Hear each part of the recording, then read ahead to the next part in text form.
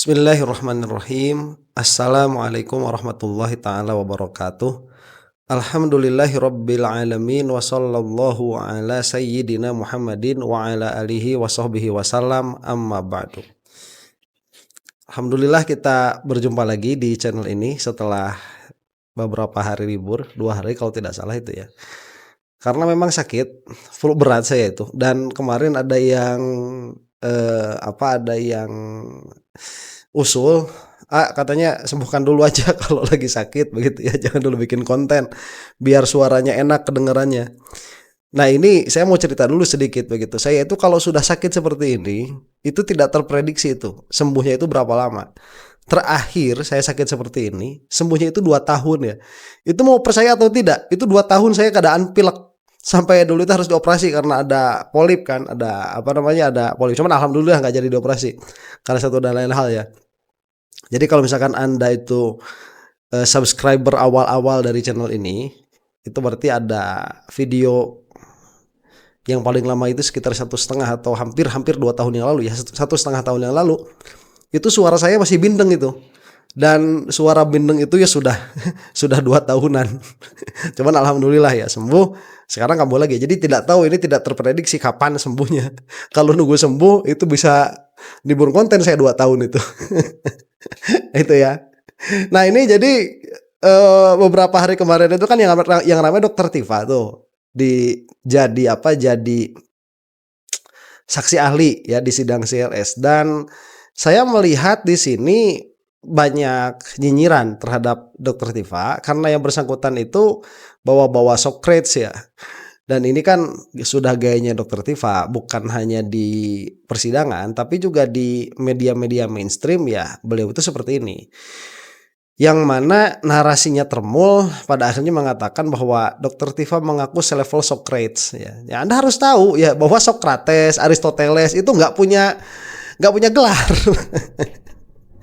Jadi gimana mau bilang selevel? Aduh, itu nggak, orang-orang nggak ngerti. Orang nggak pernah baca Socrates ya, nggak pernah baca Aristo, nggak tahu mantik. Kemudian kalau ada orang mengatakan saya ini, ya saya dengar begitu ya dari Dokter Tifa, saya ini seperti Socrates dahulu begitu. Saya ini seperti Aristoteles dahulu. Kira-kira begitulah nanti bahasanya kalau ada di sini. Itu bukan menyamakan yang bersangkutan ini dengan Socrates atau dengan Aristoteles, bukan. Bahwa mereka itu adalah orang-orang yang termasuk Galileo kalau tidak salah di bawah itu ya. Mereka itu adalah orang-orang yang melawan pakem ya di dalam pengetahuan yang sudah, katakanlah informasi ya, di dalam informasi yang sudah berlaku secara umum. Itu mereka tuh, dan perlakuan jahat terhadap mereka itu pada akhirnya, terutama pada Socrates sama Galileo itu ya, itu pada akhirnya kan menjadi sejarah buruk tuh, menjadi presiden buruk bagaimana pengetahuan itu dibredel oleh pihak yang berwenang, bukan berwenang di sini ya, oleh pemerintah, oleh rezim. Nah, inilah yang dicoba disampaikan oleh Dokter Tifa, bukan menyamakan dirinya sama Socrates. Tidak ada dalalah begitu ya. Dan perkataan itu tidak bermakna. Dokter Tifa mengaku selevel dengan Socrates. Karena pertanyaannya, emang Socrates itu levelnya di mana? Socrates itu levelnya bertanya, dia itu seorang filosof murni gitu. Duh, kita bisa panjang lah ngobrolin itu.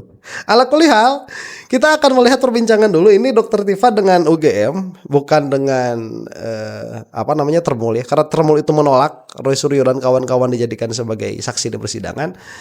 Maka yang ada dialektikanya di sini adalah Dokter Tifa dengan pihak UGM, yang mana agak sedikit miris saja begitu ya, karena Dokter Tifa pun kan lulusan UGM juga, tapi harus berhadapan juga dengan UGM. Cuman karena memang yang satu itu ada di posisi rektor, yaitu yang tergugat, yang satu lagi ada di posisi yang ingin mengadili Jokowi dari penggugat. Ya, jadilah ada perbedaan itu. Kita saksikan saja ya bersama-sama nih. Selanjutnya silakan dari kedua, tiga dan turut terbuka. Ada pertanyaan? Ini audionya agak jelek ya. Ada teks, mudah-mudahan membantu sedikit lah. Ya, silakan. Saudara saksi ahli tadi menyampaikan bahwa di Siti Singkat. Di CV malah jadi di Singapura. Sabar ya. Nanti akan bagus sendiri kok nanti. Pertama adalah CV saya sudah sangat jelas. Kemudian yang kedua adalah saya menolak menjawab karena Anda tidak bersedia saya di sini hadir sebagai ahli. Saya Tidak. ya. Tegar. Oh, ini lain. Oke. Ini Dokter Tifa agak sedikit tegang ya, maunya ngikutin jawaban Roy Suryo kemarin. Karena Roy Suryo memang waktu ditanyakan sama Pak YB Irfan itu ya, mengatakan, oh saya tidak mau menjawab pertanyaan Anda, ngomong Anda itu tidak mau saya hadir di sini kok. Nah ini permasalahannya UGM. Jadi kita tahu di sini bahwa UGM tidak menolak, begitu ya. UGM tidak menolak RRT ini sebagai sebagai saksi ahli begitu. Dan ini bagus sebetulnya. Kita bisa melihat ada sedikit keluasan ilmiah pada diri UGM. Karena YB Irfan itu sangat berpikirnya sangat hukum acara sekali begitu ya. Cuman kalau dari UGM saya melihat ada sedikit keinginan untuk membuka narasi ini di hadapan publik. Cuman bagaimana nanti mau dibawa kemana sama UGM nih posisinya Dokter Tifa di sini? Kita akan saksikan dulu. Tidak. Ya, UGM tidak keberatan ya. UGM ini UGM. Tadi kan di situ kan disampaikan bahwa S1 S2 kan ilustrasi kemudian yang dan itu kan di PNJ saya sampaikan Ya, seperti yang tadi saya sudah sampaikan yang mulia, saya saat ini adalah kandidat doktor bidang ilmu. Yang pertama adalah ilmu kedokteran di Fakultas Kedokteran Universitas Indonesia tentang neuroscience behavior, dan yang kedua saya juga menjadi kandidat doktor pada bidang Fakultas Ilmu Sosial Ilmu Politik di Universitas Pajajaran dalam bidang neuropolitika. Kedua ilmu yang diametral itu saat ini saya gabungkan menjadi sebuah ilmu baru yang disebut sebagai neuropolitika. Oleh karena itu maka saya harus belajar di Fakultas Kedokteran dalam bidang neuroscience, dalam bidang ilmu otaknya. Lalu kemudian saya mesti belajar juga di ilmu sosial politik untuk mendapatkan masalah dan bagaimana mensolusikannya. Oke. Sebentar, dan ini bukan perkara baru ya. Jadi kalau misalkan dia mengatakan, oh Dokter Tifa ini ngada-ngada begitu ya, halu dan lain sebagainya. Lagi mana sih? Kalau ada seseorang dia itu mengklaim secara ilmiah begitu ya, dia itu mengklaim bisa menggabungkan dua ilmu, kan tinggal diuji saja selesai sebetulnya. Makanya nanti betul kata Dokter Tifa, ini sebetulnya bukan konsumsi publik sebetulnya. Dalam pengertian kalau dikeluarkan ke publik yang ada kan nyinyiran, bukan penelitian. Tapi kalau kita misalkan lihat lihat responsnya orang-orang yang ada di dalam ranah ilmu pengetahuan yang minimalnya sama atau beririsan dengan apa yang dikatakan oleh Dokter Tifa, itu banyak yang mengapresiasi kok. Dan itu tidak bukan rahasia begitu. Kita lihat beberapa profesor itu mendukung apa yang dilakukan oleh Dokter Tifa. Ya, jadi ini bukan perbincangan orang awam untuk mengatakan oh ini halu begitu ya. Dokter Tifa begini dan begitu. Enggak, ada ahlinya. Jadi bukan hal baru menggabungkan dua ilmu untuk membuat satu persepsi baru begitu ya. Di antaranya yang pernah saya lihat itu dari itu tuh yang dari UI Watch itu siapa? Pak Bahaudin ya, Pak Bahaudin. Kita teruskan dulu nih. Saudara Ali berarti untuk indikator sebagai ini apakah Saudara Ali pernah sebelumnya diundang dalam suatu penelitian atau mungkin suatu forum yang memang membutuhkan keahlian Saudara Ali, dan atau apakah Saudara Ali pernah membuat dokumen atau yang indeks fokus bagaimana mungkin menjadi selengkap CV sebagai Satu, kalau saya diundang sebagai ahli untuk bicara dalam dua ilmu saya, itu jumlahnya mungkin tak berhitung ya. Karena saya ini sudah menjadi peneliti sejak sekitar 25 tahun yang lalu. Multilinier ilmu saya. Jadi bukan hanya ilmu satu saja, ilmu kedokteran, tetapi multilinier. Karena itu kan maka. Oke, sebentar ya. Dan itu tidak bisa kita nafikan juga karena Mungkin kita tidak pernah mendengar begitu ya. Dokter Tifa itu meneliti dari 25 tahun yang lalu, apa yang diteliti. Ya, kita tidak apa ya, karena kita ini bukan bangsa yang gandrung terhadap ilmu pengetahuan dan bukan bangsa yang gandrung terhadap penelitian. Saya rasa orang-orang seperti Dokter Tifa ini tidak banyak dikenal juga begitu. Dan apa yang dikatakan beliau ini kan, saya sudah melakukan penelitian dari 25 tahun yang lalu, bla bla bla begitu. Itu kan tinggal diuji saja apakah benar atau tidak. Dan saya rasa kalau beliau itu berani berkata seperti ini di hadapan umum, beliau bisa bertanggung jawab, dan beliau mempertanggungjawabkan pertanyaan itu. Dan saya katakan sekali lagi, regardless itu tidak akan menjadi relevansi juga. Itu tidak menjadi relevan juga dengan penelitian yang Dokter Tifa lakukan sekarang. Jadi kalau misalkan pun ini adalah penelitian pertamanya Dokter Tifa ya mengenai ijazah Jokowi ini, selama dia valid kan tidak ada permasalahan begitu. Ya, kita itu kan suka agak bingung ya. Untuk kerja itu butuh pengalaman, dan untuk pengalaman itu butuh kerja. Nih pola pikirnya Daur Indonesia itu. Kamu mau kerja harus ada syarat berpengalaman. Lagi mana mau punya pengalaman kerja kalau kita tidak pernah bekerja begitu. Pada akhirnya nanti kalau seperti itu terus ya, itu nggak bakalan ada orang bisa kerja karena setiap pekerjaan membutuhkan pengalaman. Itu kalau sistemnya demikian adanya begitu ya, nggak ada fresh graduate yang masuk. Nah kita kan tidak ya, di dalam dunia kerja itu seharusnya yang dilihat itu adalah kompetensi begitu. Nah, sebagaimana di dalam dunia penelitian seharusnya yang dilihat itu substansinya. Ya cuman ini pertanyaan dari UGM ya, boleh-boleh sajalah UGM mau bertanya seperti itu, dan kebetulan Dokter Tifa juga punya jawabannya. Cuman kalau untuk saya begitunya, ini pertanyaan tidak relevan. Saya mendedikasikan diri saya untuk belajar dengan sangat susah payah menempuh 2 bidang doktorat. Untuk apa? Untuk bisa membantu menjawab permasalahan yang ada di negara ini. Semua sepenuhnya dengan dana pribadi. Untuk apa? Untuk mendedikasikan diri saya, menyumbangsikan ilmu saya, termasuk bagaimana kemudian saya selama 3 tahun ini, di luar dari penelitian-penelitian saya lain, saya menggunakan ilmu epidemiologi perilaku saya menggunakan ilmu neuroscience behavior saya untuk bisa menjawab permasalahan yang sudah terjadi selama 11 tahun ini, Pak. Yang sudah menghasilkan korban 2 orang di penjara. Ini saya sebagai warga negara dan saya sebagai peneliti, saya juga untuk membantu menjawab permasalahan ini. Oke. Oke, dan memang selain mereka bertiga tidak ada ya orang yang sedikit banyak memiliki pengetahuan metodologi khusus untuk mengungkap permasalahan ijazah Jokowi ini yang tampil ke depan gitu. Nah, yang ada kan boda tua itu dari sisi administrasinya. Kemudian 3 orang ini kan dari sisi yang berbeda. Jadi saya rasa begitu ya. Di mana salahnya?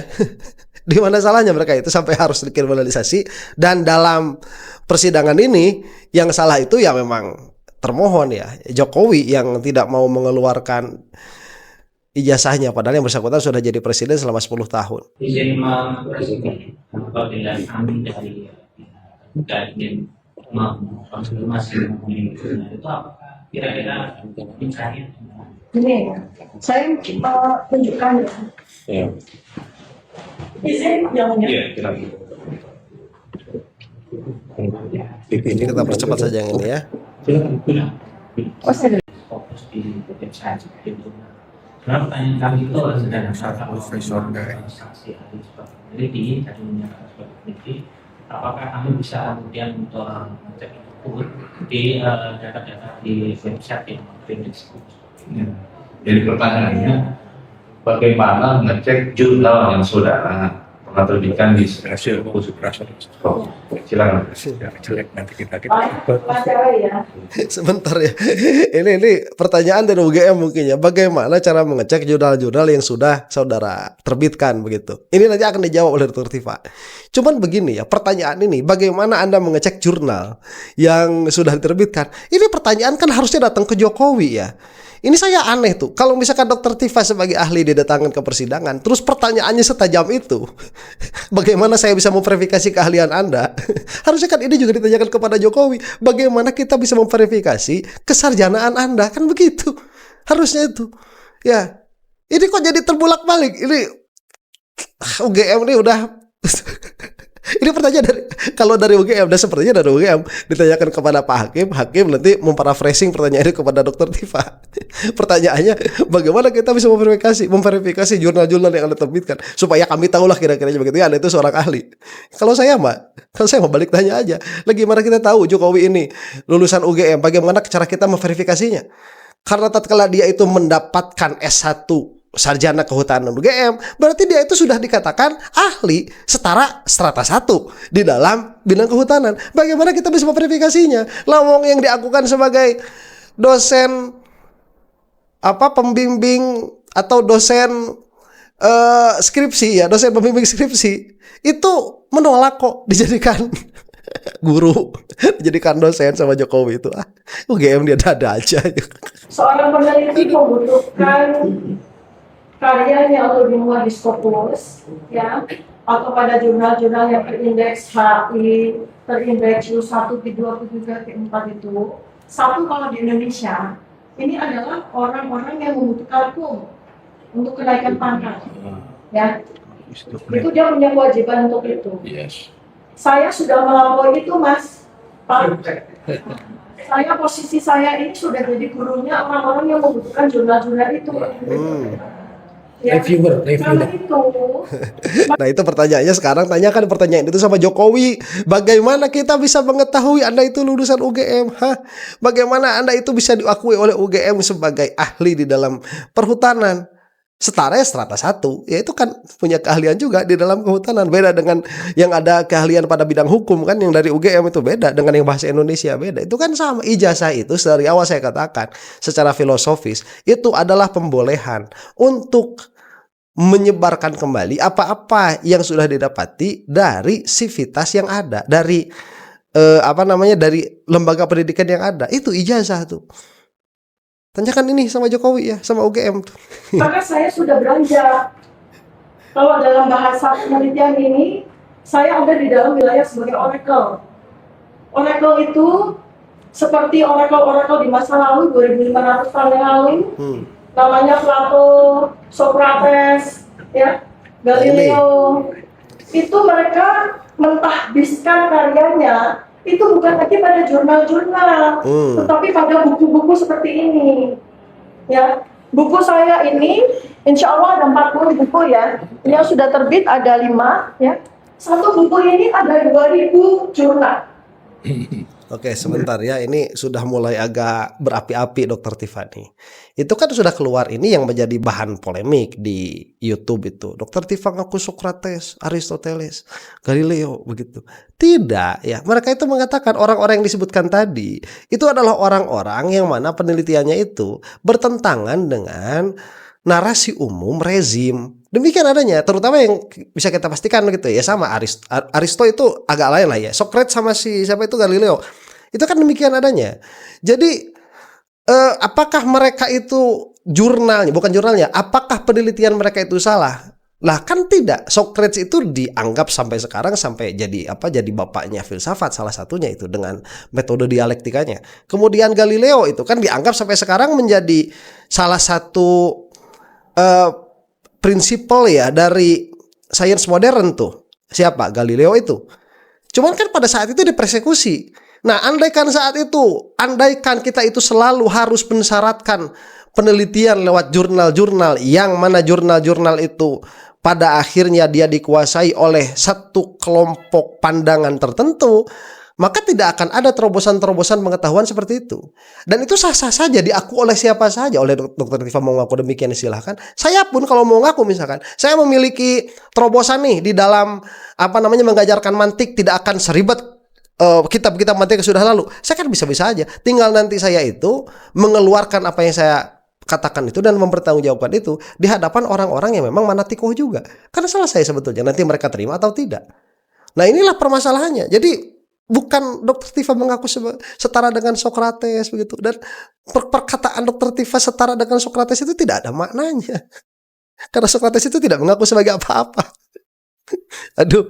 Satu buku ini ada 2000 jurnal. Tifa madep ke depan aja. Ya. Duduknya madep ke depan ya. Satu buku ini kalau mau diterbitkan dalam jurnal itu bisa 2000 jurnal. Ya, jadi tidak penting untuk seseorang seperti saya itu menerbitkan jurnal lagi. Saya tidak butuh pun. Yang sekarang ini saya butuhkan adalah saya mengajar, saya membagi ilmu saya, ya itu ya Mas. Jadi supaya kok Mas paham. Oke, ini cuman memang bahasanya aja nggak nyenengin gitu. Memang bahasa seperti ini nggak menyenangkan untuk telinganya orang-orang Indonesia itu. Makanya kenapa juga saya suka disebut sombong dan lain sebagainya. Karena memang kita itu gimana ya? Kalau kita punya keahlian dalam suatu perkara, kemudian kita mengatakan hal itu kepada orang awam itu akan mendahulukan perasaannya daripada pikirannya.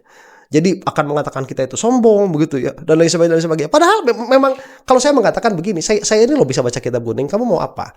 Terus kalau misalkan ada orang-orang di hadapan saya begitu, saya tahu kemampuan baca kitab kuning mereka itu tidak lebih bagus daripada saya katakan baca kitab kuning kamu loh tidak sebagus saya.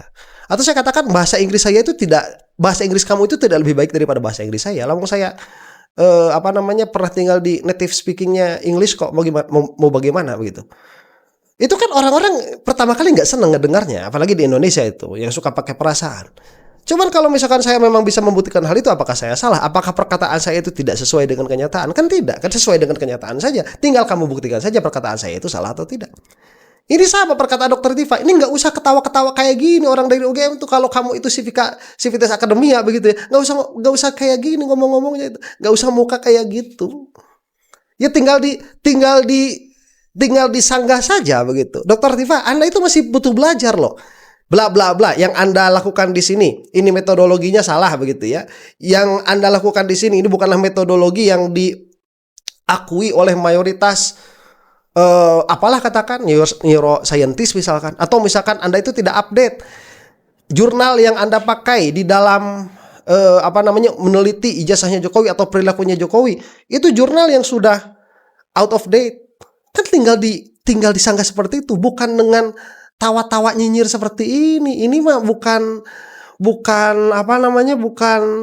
kebiasaannya orang-orang yang ada di dalam ilmu pengetahuan begitu. Justru saya menginginkan begitu ya, dan bukan hanya saya, orang-orang yang ada di dalam ilmu mantik, ilmu kalam sama.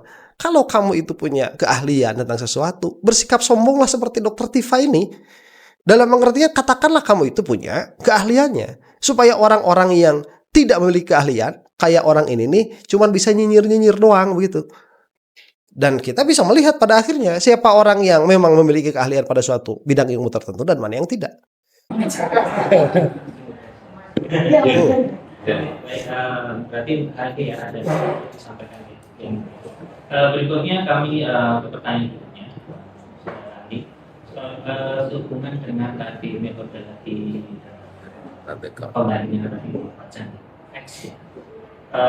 X dilakukan dengan metode mungkin satunya saja strategi.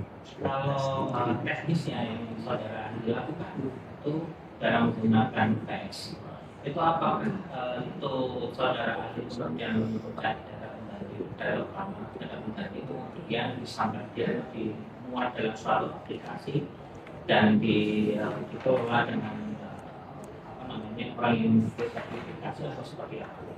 jadi kita menggunakan metode semacam metode facial action coding system. Itu di dalamnya itu ada mungkin lebih dari 10 metode yang dijahit ya oleh teknokratnya, oleh pembuatnya. Saya di sini perannya adalah sebagai user. Oke. User itu adalah penerjemah terhadap metode tersebut. Nah, untuk diketahui Pak Pengacara bahwa salah satu metode yang digunakan oleh FAX untuk melakukan akurasi itu metode matematika yang sebenarnya Monte Carlo. Maksudnya saya adalah teknisnya. Ya. Mungkin saya ingin membandingkan foto saya yang lama dan foto saya yang sekarang. Itu apa yang perlu saya lakukan? Jadi memberikan gambaran. Apakah saya kemudian menghubungi aplikasi atau hanya menghubungi aplikasi di situ atau bagaimana? Teknologinya sudah teknologi yang sudah endpoint Mas, sudah marketnya. Pas itu facial action coding system itu adalah teknologi yang Anda misalnya kuliahnya di mana sih Jogja ya? Kenal SPSS nggak? statistiknya for social purpose SPSF belum ya. Kalau di hukum nggak punya statistik ya. Nah itu adalah sebuah aplikasi berbasis teknologi. Nah coba, ini kan sudah ada gap pengetahuan. Kenal SPSS enggak? Ya di hukum enggak kenal. Ya apa yang mau dipakai di hukum? Cuman ya mungkin ada ya di apa? Coba tuliskan di kolom komentar yang kuliah di hukum, itu statistik dipakai apa enggak tuh? Ini kan sudah ada gap pengetahuan. Makanya permasalahan yang berkaitan dengan pengetahuan seperti ini tidak bagus dan tidak patut dibawa ke ruang persidangan. Karena pada akhirnya di ruang persidangan itu orang-orang yang terbatas. Patutnya itu disidangkan di hadapan orang-orang yang memang sama-sama punya keahlian. Dan kita menontonnya akan lebih enak. Dan Dr. Tifa tidak akan, dan Roy Suryo dan Respon dalam hal ini begitu ya, tidak akan memiliki tekanan kriminalisasi begitu. Sidangkan di hadapan. Kenapa tidak Dr. Tifa ini diundang oleh UGM untuk menjelaskan Jokowi's White Paper dengan Roy Suryo? Toh mereka juga lulusan UGM kan. UGM kok jadi termul kayak gini, bawa permasalahan-permasalahan tentang pengetahuan dibawa ke persidangan begitu. Mau itulah yang dikatakan tadi sama Dr. Tifa, mau kriminalisasi mereka begitu. Sebagaimana Socrates dikriminalisasi, sebagaimana Galileo dikriminalisasi. Itu ya mungkin. Dan mengatakan seperti itu kan tidak apa-apa loh, itu di kalangan orang-orang akademis kok. Yang kalau kita membutuhkan ya udah kita tinggal beli aja license-nya. Nah, Vice pun begitu. Nah, untuk supaya mendapatkan sebuah gambaran, Mas Pak. Oke. Jadi pada Vice itu ada sebuah bantuan untuk kalau Anda senang sekali dengan comparison ya, dengan pembanding. Jadi ada metode nama Monte Carlo. Dia itu sudah menyediakan berapapun juga pembanding yang kita butuhkan. Kita misalnya memasukkan 10.000 pembanding, 10.000. Saya pakai 50.000 pembanding, Mas. Jadi dia mencari sendiri itu dengan algoritmanya dia. Jadi kita tidak usah harus susah-susah untuk mencari pembanding-pembanding yang ada. Dia secara teknologi dia sudah membuat pembandingnya. Oke, berarti modelnya seperti engine. Mohon maaf ya karena kami jadi itu tidak sebagai apa yang namanya ya prosesor ya, tidak sebagai yang bisa itu betulnya tools dari itu di back office ke sana dan orang itu bisa itu semacam engine seperti itu. Nah, melanjutkan kira-kira Saya nggak ngerti. Wah ini kan beda ya. Ini berarti seperti engine, tidak seperti prosesor. Aduh, ini saya masih batuk ya. Masih batuk saya ini. Aduh, bentar.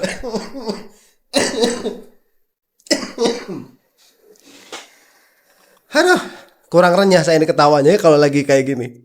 Jadi ala kuliah lah, daripada saya ketawa-ketawa terus kayaknya bakal banyak ketawa ya di kalau bisa diperhatikan. Oh ini kayak engine ya, kayak prosesor. Apa nggak kayak hard disk saja? Nih ya, setiap ilmu itu punya istilahnya sendiri-sendiri. Anda ini Pak siapapun dari UGM, Anda itu pakai istilah apa begitu? Prosesor itu banyak istilah yang dipakainya. Jadi apakah ini image processing misalkan begitu ya? Apakah itu yang dimaksud prosesor yang Anda maksud? Atau prosesor itu apa? Apakah dia itu salah satu aplikasi untuk memproses data? Berarti ini seperti engine, apa maksudnya begitu? Saya nggak ngerti.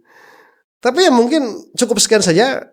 Doakan saya mudah-mudahan sehat ya, karena kangen bikin konten tanpa merasa menderita seperti ini. Dan amit-amit ya kalau harus sampai 2 tahun lagi saya sakit seperti ini.